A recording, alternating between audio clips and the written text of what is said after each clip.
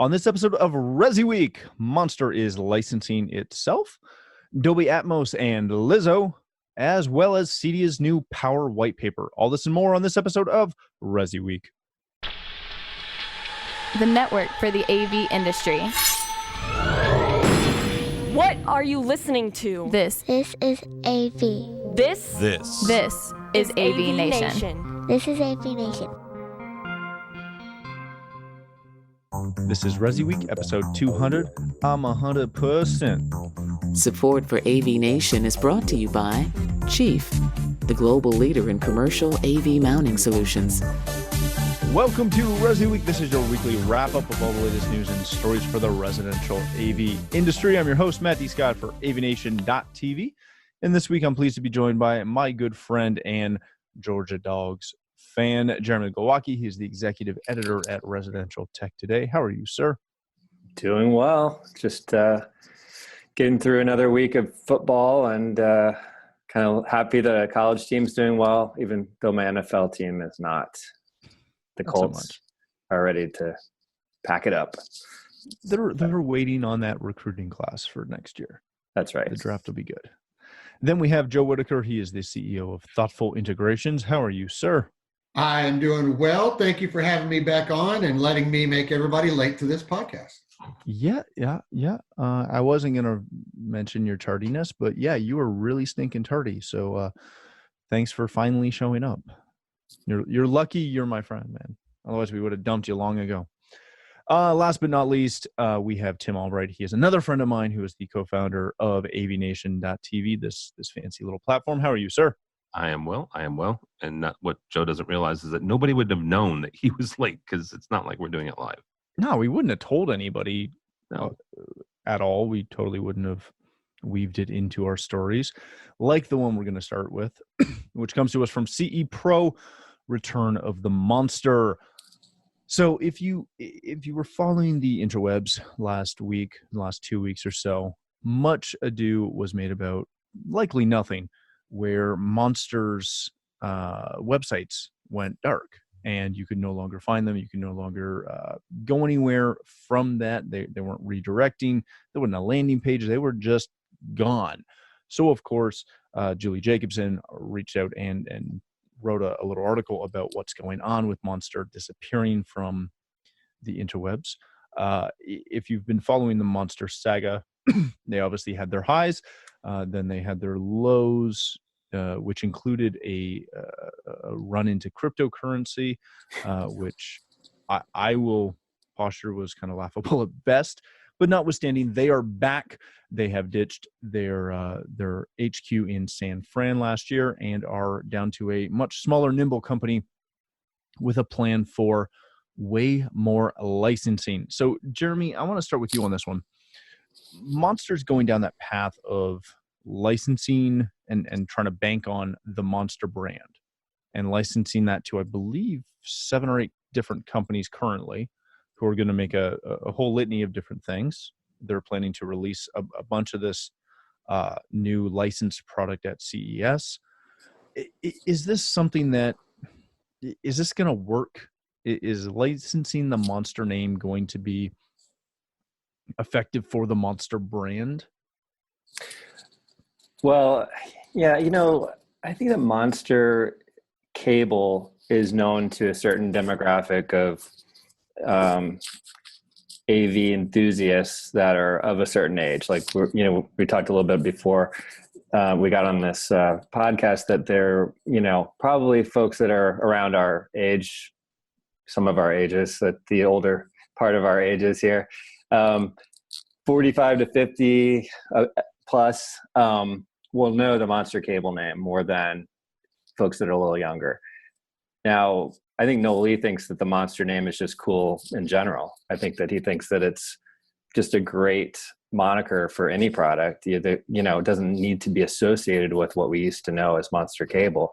He had to fight many times to protect that brand. There was a mini golf company, for instance, mom and pop, they got sued along the way that created quite a stir that kind of gave him a bad name. I got on that bandwagon because I thought that was terrible. But you're protecting your brand, and Monster Mini Golf is part of what looks like it's his brand, even though that's ridiculous. But he's putting it on so many things. He had Monster Mints back in the day, Monster Furniture, all these different things, and I think it worked as a point of sale, add-on. A lot of times, people started picking up on it when there was a Circuit City in the mix, and there were a lot more retail opportunities there for AV. Can you go into the article mentions Walmart? We go into Walmart and be attracted to a product that has a Monster name on it? That's a good question. I think it's probably a little bit more noteworthy than just an off-brand that you never have heard of. It could work for certain products. I think that the time probably is past though, and I don't see it really affecting sales that well. That's my opinion. We'll see what happens. Very good. Joe, when you see this, when you read this, you've been around and long enough to remember the good old days of Monster. Is this something that really walks that tightrope of damaging what, dare I say, little brand equity Monster has left, with all they're doing is licensing products? Now, on this list of people they're licensing to, one of them that we know and love is Vanco. I don't know what that is. I don't know what they're doing with Vanco, but is this something where... This is one of those conversations where I can't say too much. No. So it's a good and bad thing at the same time. I mean, I do remember back in the day where I used to make money hand over fist with Monster Cable and Monster Power. I mean, it was like unstoppable amounts of money being printed just by being a direct dealer with them. Flash forward to today with the, a Super Bowl commercial and, their headphone run and other things they've done. I really don't think the brand value is there anymore. Personally, it's just that they lost traction quickly. Now, with their licensing procedure, this harkens back to actually when Monster was big, because a lot of people don't understand that technically, for the most part, for a lot of it, Monster licensed the Monster brand to themselves. They didn't make their wall plates. They didn't make their cables, which makes it interesting with the Vanco play, because what a lot of people don't understand is if you went into Ace Hardware, that's one of those accounts, and you see in the wall plate section, the HDMI section, there are Monster branded wall plates. Monster branded, those even at that time were actually made by Vanco. You go back to Monster Power. Monster Power, they had a couple of pieces that they made themselves, but those were maybe a lot by like PF Power and a couple other Chinese manufacturers. Those weren't even made by Monster. So they used to license the name to themselves, so to speak. Now they're just turning it on its head and saying, well, hey, you used to make product X, Y, and Z for our brand. Why don't I just license that name to you now? Will cut me out at the middleman, and you'll just pay me a licensing fee on the name. If that would have been a proposition 8 years ago, brilliant. It would have made waves, made everybody a ton of money. Now, Noel's got to figure out how to recapture that name brand before it's actually worth the X amount of dollars that it might have been worth a decade ago. But it's the same mechanism they've been using since day one. So to me, no surprises at all. Interesting. Tim, as one of the elders that I know on this call, you're kind of the era where Monster meant a lot, whereas for myself, being younger and more nimble, I don't remember it quite as fondly. Is this something where it really just, as somebody who, all kidding aside, you don't play in the residential space. You don't come from the residential space. You know it because of your association with us and what we're doing on, this kind of show. Is this something where that brand equity is, just as Joe says, not even really part of the conversation? Not at this point. I'll agree with Jeremy when he mentions Best Buy and Circuit City back in the day, and even Radio Shack, since you depending on how old I am. But it was the whole, these are gold tipped RCA connectors, for crying out loud, right? And they're gold tipped because they're better. It transported the audio better. It did whatever. The gold plated HDMI cables when they came out 15, 20 years ago. That was the play, right? These are premium, quote unquote, and yes, it's air quotes for that, cables. We can distinguish between cables and the quality of cables all day long. Whether or not gold plating makes a difference for an HDMI connector is yet to be seen. But at one time, Joe's right. 10, 15 years ago, it had a cachet and it had a certain brand equity. But with all the stuff, good or bad, whoever is right or wrong on that, between Monster and Beats and the two teams that fought through that legal battle, and Monster was on the losing end of that, let's be frank, I think that took a big toll on that company. I think it took a big toll on them financially and on the team. And I think this is Noel's kind of second or third or maybe even fourth chance at this point to get back some of that cachet that the Monster brand once had. Very good. Let's move on to our next story of the day. This comes to us from our Residential Tech Today.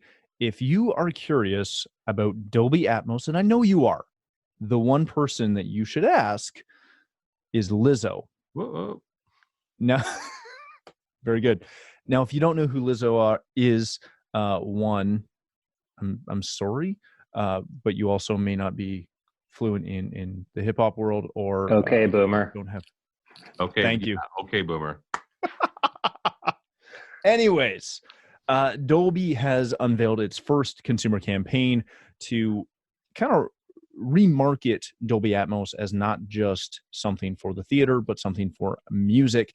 And they've done it with a 2-minute film campaign that they're going to do with multiple artists, but they're starting it off with multi-Grammy nominated artist Lizzo.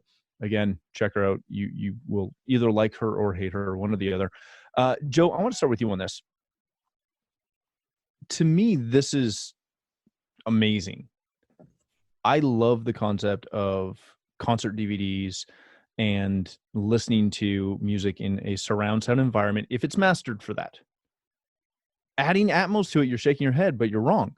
Adding Atmos to it, to me, if it's recorded and mastered properly, seems just like an Are there amazing birds experience. flying over your head during the concert? What are you trying to hear out of these speakers in the ceiling? I read this article, and then I actually did some research on it, and I started thinking from kind of, the commercial stage venue portion of it. You talk about the person mentioned in this article, but then also, Drake and all those. You think about the way that's mastered in a studio, it's right and left, dude. You're not listening to the guy back at the soundboard at back of the house talking about, do you need more in your monitors? No, you don't hear that. You don't want to hear that. The same thing is, okay, I could see this in a symphony aspect where you're listening from the conductor's standpoint, because then you hear all of those things surrounding you the way, good example, a tuba. The way a tuba works in a stage is typically you hear that from up high. It's just the way a tuba works in symphony. However, you look at things that were mastered in the way you enjoyed vinyl or the way you enjoyed digital recording things. You look at stuff from AC/DC. You know that you're going to hear that guitar on the left. You know it is there. You know the singer is in the center. You know all of this. The minute Woodstock might have been cool in Atmos because you'd hear the birds flying over. Or, it's like when I watch baseball, I turn surround sound off because if you've ever watched baseball in a broadcast setting, you know that all you're going to hear is the stadium crowd coming out of your rear speakers. That is such an annoyance. I don't think this is a good idea. Audio is built for right and left. You don't have angels singing from the clouds. I've always had a little trouble with surround music in general. There have been different versions of it, and this is just adding more channels to the mix, literally. I think that in a live performance type of recording, I think that's kind of cool. It adds atmosphere. It adds a feeling of the room. It's more than the conductor's space in an orchestra. It's kind of opening up the space that you're in, so you can kind of have the reverberations of the room a little bit more accurately. That's a live recording, if it's done well. I don't think, like, Joe's saying, the studio, it's off-putting. It's weird. You're not supposed to be getting hit from all sides with the music, right? It's weird. Let me ask this, because there's a number of recordings in there. There's Sennheiser makes one. A couple other folks make a binaural microphone, right? So you can record in stereo. Now, if any of my old students are listening, they're going to freak out now, because I have told folks for years that if you're recording a podcast, you speak in mono. It's impossible to speak in stereo, so why recording it, right? And that's a whole other thing, and we can talk about why we don't at AVNation. We produce everything in mono because it's just us. But in a recording, though, I mean, you could feel like you're in the middle of a recording studio with Lizzo, right? And if she moves her head left or right, you would hear that. Am I missing something here? There's a whole different experience. It's a distraction, though. It's a distraction instead of actually listening to the lyrics and enjoying the song. If you're not expecting it, though. Follow where she is. If you're not expecting it, I mean, I can see a thing where you're buying an Atmos version of an album versus a 2-track version of an album. What I find interesting is, and they haven't really dug into this, whether this is going to be, because they're talking about Atmos enabled Blu-ray discs.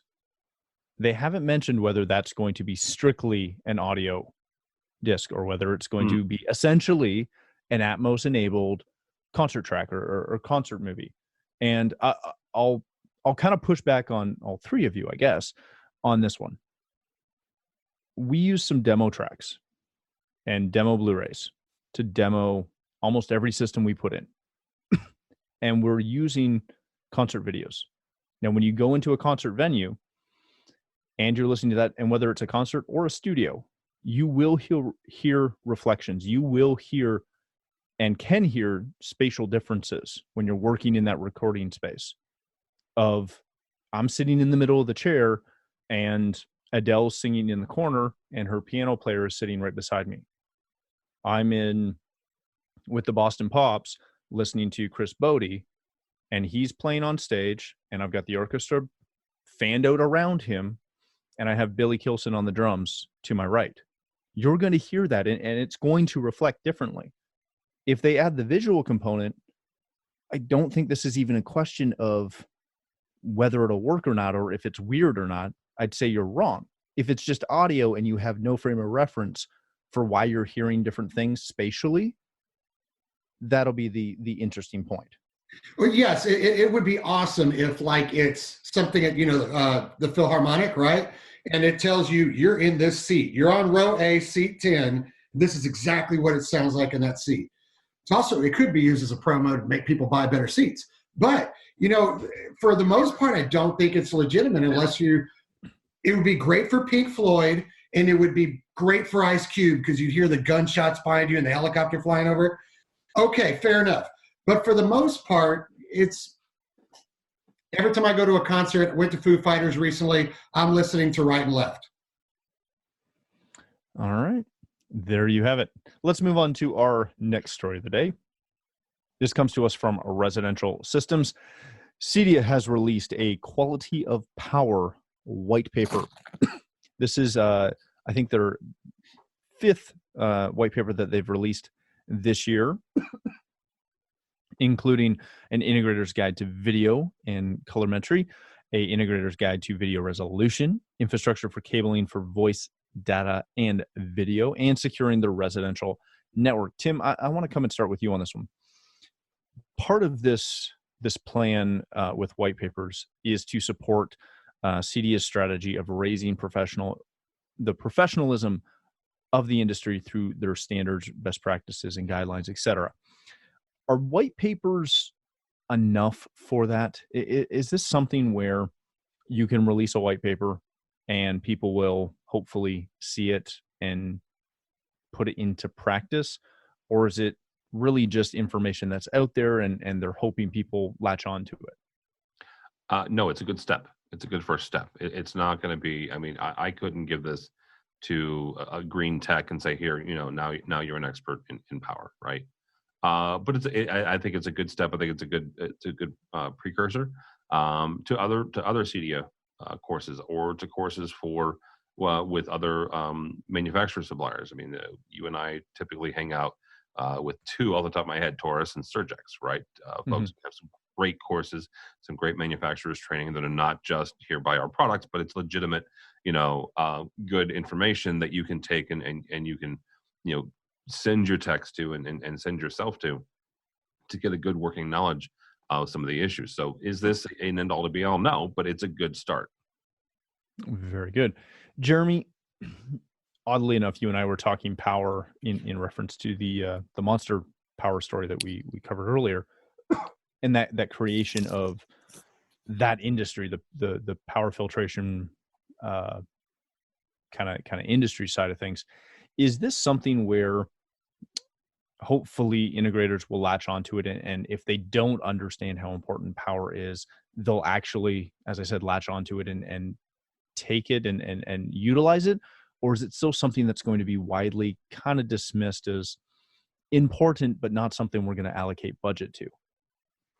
Well, I think that if you're a veteran in this industry, you're going to include power management in your projects, and it's just going to be a line item. It's going to be part of your service. It's not going to be discussed because most clients aren't going to understand why, what the ins and outs of the power portion of this.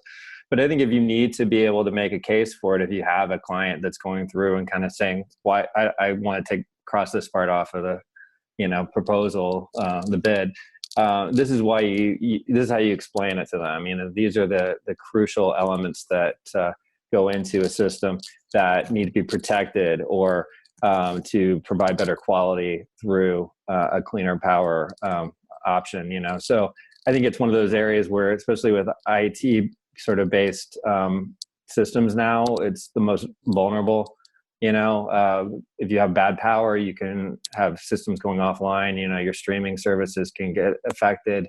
I think that that's probably part of this paper. You have to be a CEDIA member to access the details on this. So we only got kind of a thumbnail sketch of what's in it. But I'm assuming those are parts of the explanation there, and getting into details about what the levels of options that are out there. So I think this is again great starting point, and a very important element to learn about, from especially if you're beginning in this business. The veterans are going to know it, and this may just give them some language to use with their clients if they need it. Very good. Speaking of language to use with their clients, Joe, the biggest concern I always have with the power conversation, and it comes up every time I'm interviewing or talking to somebody from Surgex or Panamax or Rosewater or any of those companies. How do you communicate the power issue to the clients? How do you put it in terms that they understand and that they don't view as, pseudoscience that doesn't really matter to me?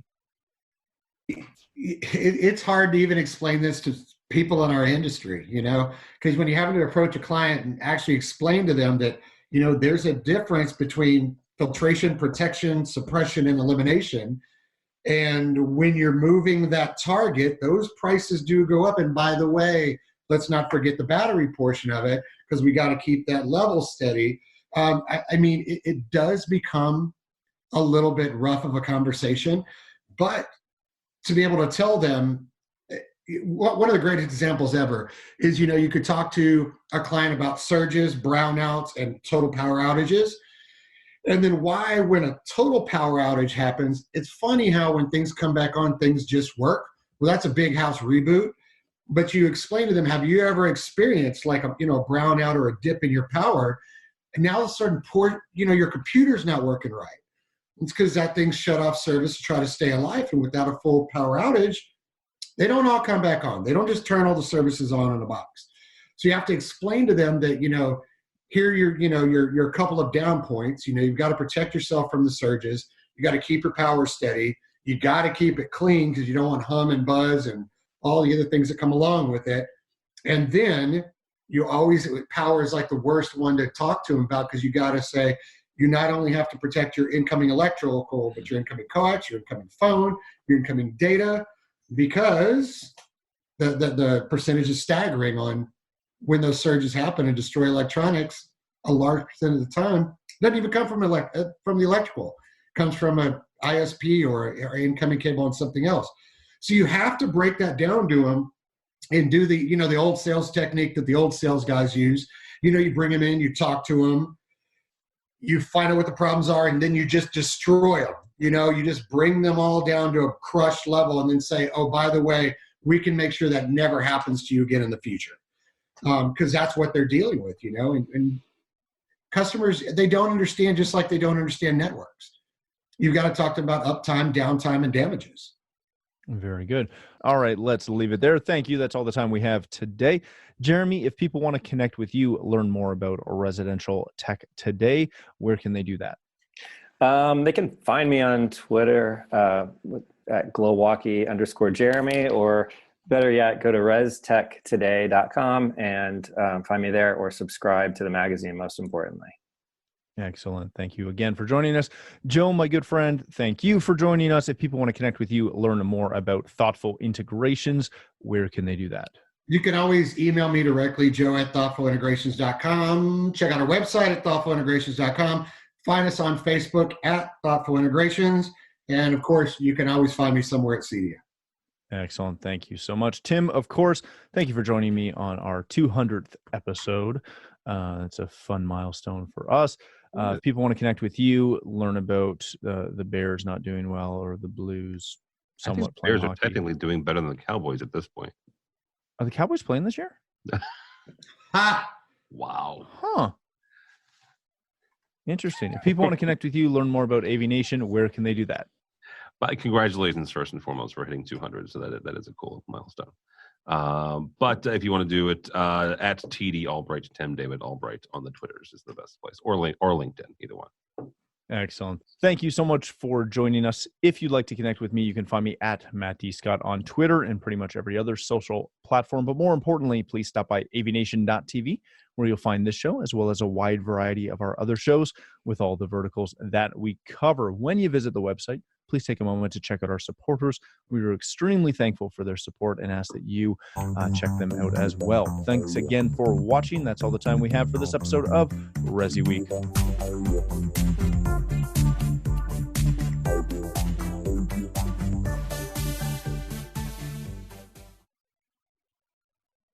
I'm so tired of coffee. I'll bet. Ugh. Sorry, Mitchell. You need the